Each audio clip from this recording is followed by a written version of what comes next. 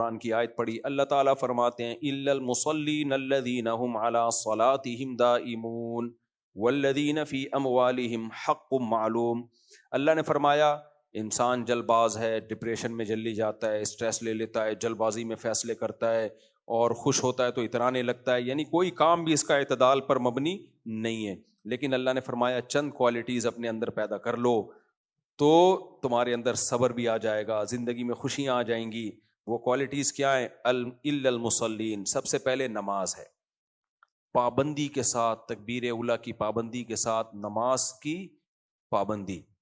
نبی صلی اللہ علیہ وسلم نے ارشاد فرمایا 7 آدمی اللہ کے عرش کے سائے میں ہوں گے, یوم لا ظل الا ظلہ, جس دن اللہ کے سائے کے سوا کوئی سایہ نہیں ہوگا. ان میں فرمایا کہ رجل قلبہ معلق بالمساجد, وہ شخص جس کا دل مسجد میں اٹکا ہوا ہو. جب کثرت سے نمازیں پڑھتا ہے نا آدمی تو دل مسجد میں اٹک جاتا ہے. جب کووڈ کے دنوں میں مسجدیں بند ہوئی ہیں نا تو ایک سعودیہ کے ایک بوڑھے عربی کی روتے ہوئے کی ویڈیو آئی. ایس او پیز کی وجہ سے کچھ پابندیاں لگ گئی تھی نا, مسجدیں بھی بند ہو گئیں کہ بھئی بیماری نہ پھیلے, تو کھڑا ہوا مسجد کے باہر رو رہا ہے. حقیقت یہ جس کو مسجد کی عادت پڑ جائے ایسا نشہ ہے, یہ ایسا نشہ ہے. میں جو مسجد کے ساتھ گھر میں رہتا ہوں نا, اس میں مجھے چھوڑنے کا اس لیے بھی دل نہیں چاہ رہا ہوتا, اذانوں کی آوازیں اور بچوں کی صبح تلاوت کی آوازیں آ رہی ہوتی ہیں, اتنا اچھا منظر لگتا ہے, اور بچے پڑھتے بھی کتنے مزے سے ہیں قرآن. ان الذین آمنوا, ایک ادھر سے آواز مارے گا, بچے بڑے ہر چیز کو بڑا انجوائے کرتے ہیں. تو صبح صبح ایسے جیسے پرندوں کے چہچہانے کی آوازیں ہیں نا, تو میں گھر والوں سے کہتا ہوں اگر ہم دور چلے گئے یہ منظر, یہ سکون نہیں ملے گا. اذان کی آواز آتی ہے, 5 اذانوں کی آواز, پھر رمضان میں جب تراویح ہوتی ہے تلاوت کی آواز جا رہی ہوتی ہے. میں نے اپنے گھر میں مائک لگائے ہوئے ہیں, تراویح کی آواز جائے گھر کے اندر, تو اسپیکر لگائے ہوئے ہیں, اسپیکر ہوں گے مائک, وہ جو اسپیکر لگائے ہوئے ہیں. تو صبح بچے تلاوت کر رہے ہوتے ہیں نا فجر کے بعد, مدرسے کے بچے, ایسی ان کی پیاری چہچہانے کی آواز آ رہی تھی. میری چھوٹی بچی تھی, اس نے کھڑکی پہ کھڑے کھڑے ہی بہت ساری صورتیں یاد کر لی تھیں, بہت ساری دعائیں, کیونکہ بچے یاد کر رہے ہوتے ہیں نا, ربنا آتینا فی الدنیا, اس نے وہیں پہ ربنا. تو ایک دن ہم نے اپنی چھوٹی بچی سے پوچھا, دوسری بچی سے نا, کہ ربنا آتینا سناؤ, ابھی بولنا بھی نہیں آتا تھا, کہتی ہے ربنا آتینا فی الدنیا, آگے کہتی ہے حسنۃ وفی الآخرۃ حسنۃ. ہمیں اتنی ہنسی, میں نے کہا دوبارہ, کہہ رہی ہے فی الدنیا حسنۃ, حسنہ نکلنا ان کے منہ سے مشکل ہوتا ہے, حسنۃ وفی الآخرۃ حسنۃ. تو یہ مسجد کے ماحول سے یہ چیزیں آہستہ آہستہ آتی ہیں, اس لیے مسجد کے قریب رہا کرو بھائی. ہاں کچھ مسجدیں ایسی ہوتی ہیں ہر وقت بھونپو لے کے نا وہ مؤذن لگا ہوا ہوتا ہے, اس سے آدمی پھر پناہ مانگتا ہے, یار بس کر دے, اذان ہو بس, اس سے زیادہ نہیں. اور اذان بھی مختصر, یہ جو اتنی لمبی کھینچ کے اذانیں دیتے ہیں یہ بھی خلاف سنت ہیں. اذان ہی نہیں ختم ہو رہی بھائی, تو کیا کر رہا ہے, اتنی کھینچتے اللہ وہ کھینچے چلا جا رہا ہے یار. مختصر اذان ہو اچھی لگتی ہے, تو باوقار اذان ہو, اس میں زیادہ نہیں وہ اتار چڑھاؤ کر رہا ہو, تو بہت خوشی ہوتی ہے, سکون ملتا ہے اذان سن کے. میں جب مدرسے میں اذان دیا کرتا تھا تو ہمیں حضرت مفتی رشید احمد صاحب نے اذان سکھائی تھی, اور بہت سختی کی تھی کہ آڑی ترشی اذان نہیں دینا, بالکل اللہ اکبر ایسے, اس طرح سے. اور اشہد اللہ میں لا کو کھینچنا ہے, اس پہ مد ہے, جہاں مد نہیں ہے وہ نہیں کھینچنا. تو ایسی ستھری بھی اذان ہوتی تھی ہماری, سیدھی سادھی بالکل, لیکن اس سے سکون اتنا ملتا تھا. مجھے یاد ایک دفعہ میں اذان دی نا, میں نے ظہر کے وقت میں, ہم سب سوتے تھے, سو کے جب اٹھتے تھے آدمی ویسے ہی فریش ہوتا ہے, تو حضرت کو اتنا مزہ آیا, اپنے گھر چھوڑ کے نا, دروازہ چھوڑ کے نیچے اتر آئے.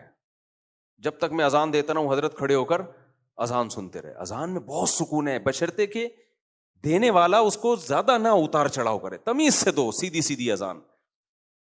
عجیب عجیب اذانیں ہو رہی ہیں, اللہ اکبر, عجیب سی, یعنی جتنا بگاڑ سکتے ہیں نا بگاڑ رہے ہوتے ہیں.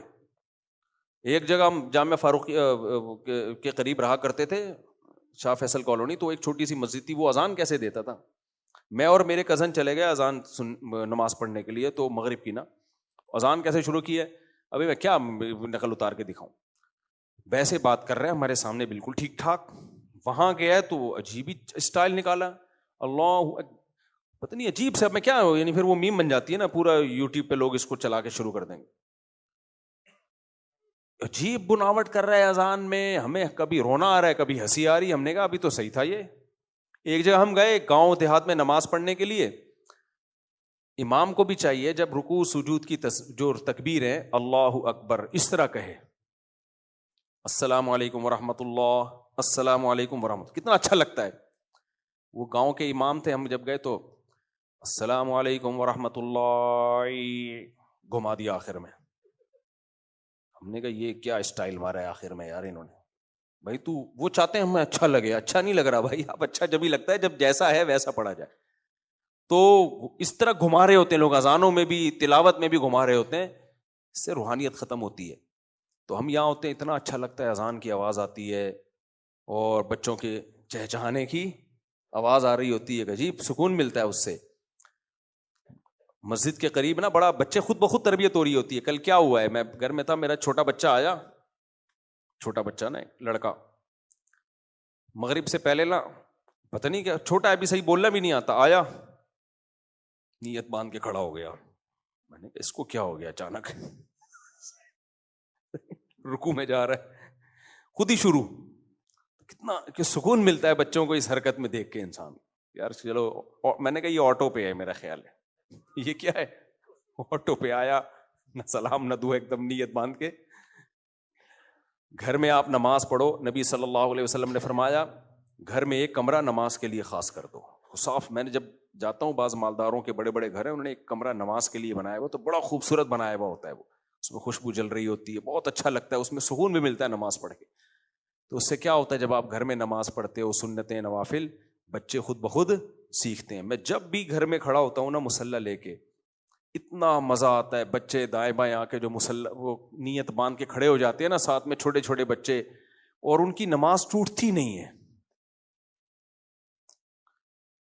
ایک میری بچی نے اسکارف لیا تو دوسرے نے کپڑے نہیں پہنے ہوئے تھے, کوئی پیمپر ویمپر چینج ہو رہا تھا اس کا, اسکارف لے کے کھڑا ہو گیا, حالانکہ وہ لڑکا ہے, نیچے سے پورا فارغ ہوا ہوا ہے اور اوپر سے اسکارف. میں نے اس کی تصویر کھینچ کے اس کے نانا کو بھیج دی.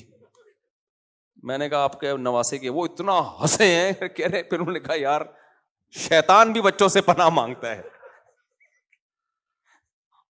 اس کو پتہ ہی نہیں, اسکارف لے کے کھڑا ہو گیا نا. تو آپ جب بھی گھر میں مصلی بچھاؤ, دیکھو آپ بچوں کو کہنا نہیں پڑتا, خود ہی آئیں گے, پھر نماز پڑھنا شروع کر دیں گے. پہلے الٹی طرف سلام پھیریں گے, پھر سیدھی طرف سلام پھیریں گے. الٹی ہاتھ کی انگلی اٹھا رہے ہوں گے آپ کو دیکھ کے نا, کوئی یہ انگلی اٹھا رہا ہے, کوئی یہ بچے, پھر نماز کے دوران چلے بھی جائیں گے, پیشاب وشاب کر کے واپس آ کے جہاں سے چھوڑی تھی وہیں سے شروع کر دیں گے. کس قدر سکون ملتا ہے یار. تو مسلمان گھرانوں کی یہ رونق ہے. بچے انگریز ان بچوں سے کیا ہیں, محروم. ہندو بھی محروم ہو گئے اب تو ہمارے گھروں کی رونق ہے. مصلی, نماز, تلاوت, تسبیح, اچھا لگتا ہے یار. بچے پڑھتے ہوئے گھر میں آپ آؤ, تلاوت کرتے ہوئے, نماز پڑھتے ہوئے سکون ملتا ہے. ہر وقت ٹی وی چل رہا ہے, میچز چل رہے ہیں, ٹی وی چل رہا ہے, میچز چل رہے ہیں, فلمیں چل رہی ہیں, ڈرامے چل رہے ہیں, بے سکونی ہے بھائی, بے سکونی ہے یہ. تو باہر ملکوں میں تو بہت سختی سے میں کہتا ہوں یار تم تو غیر مسلم کنٹری میں رہتے ہو, تم نے تو ایمان بچانے کے لیے ضروری ہے کہ مسجد کے قریب گھر لو. تمہارا تو ایمان بچے گا نہیں اگر تم مسجد کے قریب نہیں رہے. تو مسجد کے قریب رہا کریں, لیکن بشرطے کہ مؤذن کے ہاتھ میں ہر وقت بھونپو ہر وقت وہ جو ہو, وہ تو پھر دماغ خراب. ایسی بھی مسجدوں کے قریب میں رہا ہوں, ہر وقت بجتی رہتی ہیں. تو ہم کہتے تھے پروگرام چل رہا ہے ابھی, نشریاتی پروگرام ہے ابھی, اور ان کی وہ فرمائشی پروگرام چلتے تھے. لوگ امام صاحب کو کہتے ہیں امام صاحب یہ والی نظم سنا دیں, وہ بھونپو لے کے شروع ہو جاتے. تو وہ لوگ بیزار آ گئے تھے. پہلے مسجدوں کے قریب کے گھر بہت مہنگے ہوا کرتے تھے, اب سستے ہو گئے ہیں. لوگوں کو پتہ ہے کہ ہر وقت بھونپو. ہم نے تو جمعے کی نماز میں بھی نا بیان میں باہر کا مائک بند کرایا ہوا ہے, اسپیکر بند کرایا ہوا ہے, کہ جس نے بیان سننا ادھر آئے گا, باہر آواز نہیں جائے گی. بہت لوگوں نے کہا کہ ہم گھر بیٹھے بیان سنتے ہیں, آن کرتے ہیں. ہم نے کہا آپ سن رہے ہو, ضروری نہیں کہ سارے سن رہے ہو, تو جس نے سننا ادھر آ کے سنے. صرف اذان ہوگی, باقی کوئی مسجد سے باہر ہمارا مائک نہیں جاتا. تراویح میں بھی ہم نے محدود کیا ہوا ہے، ورنہ بعض مسجدوں کی تراویح کی آواز بھی ہمیں اپنی تراویح کی آواز میں آ رہی.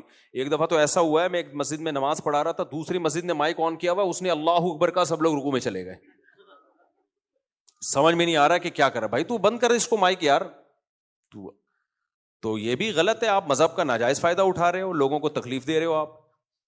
تو خیر اللہ نے فرمایا کہ سکون کس میں ہے بھائی؟ نماز میں ہے. الا المصلین، گھر کا سربراہ کچھ قربانیاں دیتا ہے، نماز کی پابندی کرتا ہے، لیکن اس کا آؤٹ پٹ اسے گھر میں مل جاتا ہے. اگر آپ ہی نماز نہیں پڑھتے تو بچے کہاں پڑھیں گے؟ آپ ہی نہیں پڑھتے، آپ سگریٹ پیتے ہو، آپ کو میرے بچے نہ پئیں، یہ بہت مشکل ہے میرے بھائی. تو بچوں کی تربیت کے لیے بہت سی قربانیاں دینی پڑتی ہیں. مجھے یاد ہے ایک شخص آیا میرے پاس، شراب بھی پیتا تھا، غلط ایکٹیویٹیز میں بھی تھا، کہتا ہے میں نے سب چیزیں چھوڑ دی ہیں. میں نے کہا کیسے؟ کہہ رہے یار میری جب سے بیٹی پیدا ہوئی ہے نا، بس اس کے مستقبل کی فکر میں نے سب کچھ چھوڑ دیا. کہ بچی کو جب پتہ چلے گا ابا پیلے پلانے کا شوق رکھتے تھے، آگے اس کے رشتوں کے معاملات آئیں گے کہ جی اس گھر میں رشتہ بھیجتے ہیں، بیٹے آپ کے باپ کیا کرتے ہیں؟ جی پیتے ہیں. تو رشتہ کس کا آئے گا؟ پینے والوں کا ہی آئے گا. بلکہ وہ بھی نہیں، پینے والا بھی چاہتا ہے کہ ایسی جگہ بھیجوں نہیں پیتی ہو، کیونکہ وہ ایسا نہ ہو کہ دونوں ہی پی کے ٹن ہوئے ہوں. کیا خیال ہے؟ تو مار دیں گے ایک دوسرے کو. تو مسلمان کو اللہ کی قسم اٹھا کے اگر کہوں تو ہانس کا مطلب جھوٹا نہیں ہوں گا میں اس قسم میں. یہ جو اسلام اللہ نے ہمیں دے دیا نا، یہ فیملی والے آدمی کو اس کی نعمت کا پتہ ہے. کتنا گھروں میں جہاں اسلام ہے، رمضان میں کتنی برکت ہوتی ہے گھر کے اندر، کتنا سکون ہوتا ہے، سب کا روزہ ہوتا ہے، سحری میں سب سحری کر رہے ہوتے ہیں. تو یہ اللہ کی طرف سے، یہ غیر مسلموں کے پاس یہ نعمتیں نہیں ہیں. عجیب، وہ منہ اٹھایا وہ ادھر چلا گیا. کھاتے بھی الگ الگ ہیں، وہ کھاتے بھی الگ الگ ہیں. کوئی ریلیشن، بچے ہی نہیں ہے تو ریلیشن کہاں سے ہوگا؟ ایک آدھ بچے سے کوئی ریلیشن تھوڑی ہوتا ہے. سارے ایسی کی تیسی ہو گئی. خیر